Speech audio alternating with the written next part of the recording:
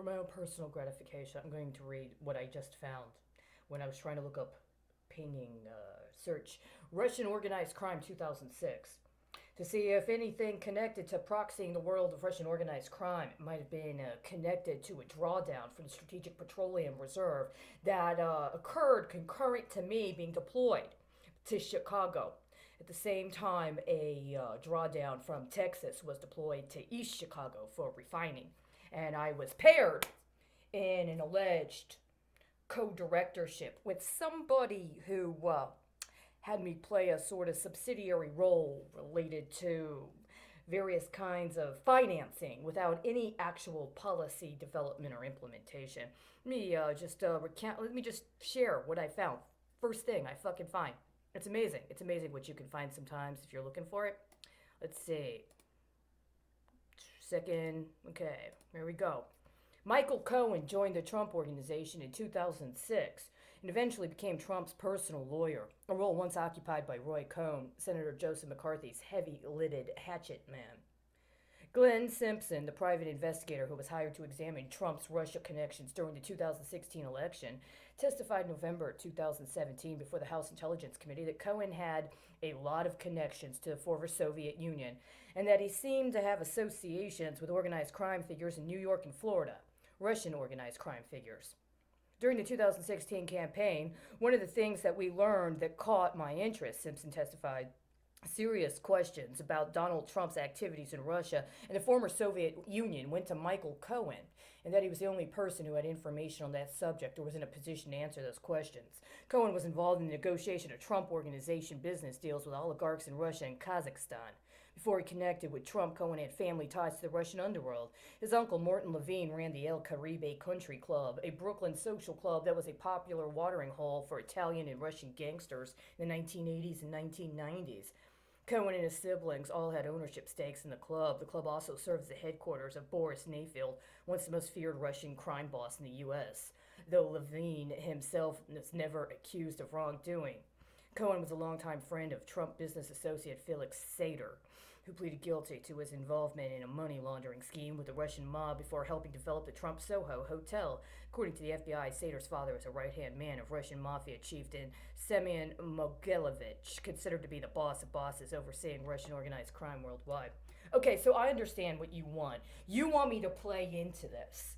And now is the time, right? Because 2 years ago when I was in Fort Worth and I was able to get my Hebrew book from Dublin and I was studying Hebrew, my Hebrew book from Dublin, 1932 Dublin, and I'm studying and I'm doing my thing studiously and I'm trying to learn about the actual congressional budgeting process via a book that's actually produced by a governmental agency explaining the congressional budget process. Why? Because I was trying to bring charges, criminal charges, concerning a pattern of racketeering activity that was laundering people's private personal assets through the federal government after being expropriated on the local level as part of a drug trafficking syndicate under the auspices of healthcare, right? That's also responsible for smuggling weapons and trying to extort people into acts of prostitution.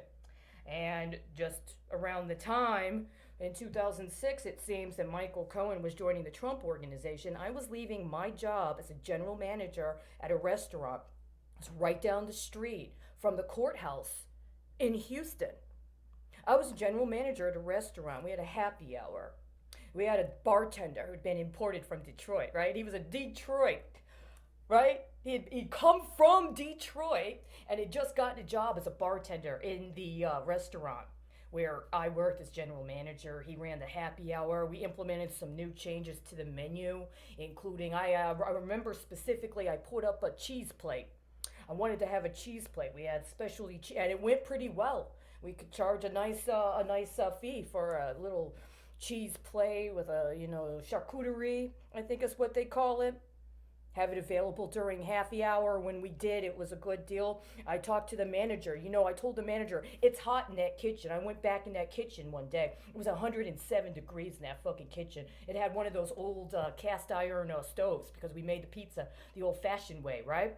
And it would be very, let's just say, it was not a circumstance that was appropriate for the people in the kitchen. And I talked with the owner, and I said, if we do some things around here, make some changes, make some, will you have an air conditioner put in? He said, yeah, check in. 2 months later, I said, okay, we made our benchmarks. Where's the air conditioner? Oh, well, we got another restaurant opening, so we sent the air conditioner there. I quit. I quit after that son of a bitch used us to get the money together so that he could go open up a new place somewhere else and tell me that I'm responsible for leaving the guys in the kitchen burning in 107 degrees. By the way, my first day on the job, I did one thing. My second day on the job, I had to fire the previous guy who was the manager and a staff member for shooting up heroin in the fucking back alley. Just so you fucking know. That was the kind of GM I was. And then all of a sudden, there's a drawdown at the Strategic Petroleum Reserves, and I get exported to Chicago to be co-director in an organization working with young girls in the sex trade. I wasn't allowed to talk to the girls. I was supposed to get them transport cards. I was supposed to get them transit cards. I was supposed to keep the books. Nobody wanted to give me a receipt. When they're in the field, it's hard to get one. I ended up quitting a short time after that. Is that your replacement for Roy fucking Cohn? Is that what you want? You want me to go back to being Michael fucking Cohen? Let me tell you something. I would never in a million fucking years choose Lanny Davis as my fucking lawyer. Do you have any fucking idea what a fucking smutfest that son of a bitch is? If you did, I think it's about time for somebody to step in and agree that this is a prosecutable offense at a very high level, and you shouldn't expect somebody you forced to represent herself pro se because you've been trafficking her since she was a little girl to fulfill certain benchmarks connected to laundering money based on sexual performance. You shouldn't fucking charge her somebody else's legal fees that they charged up while they were the fucking president.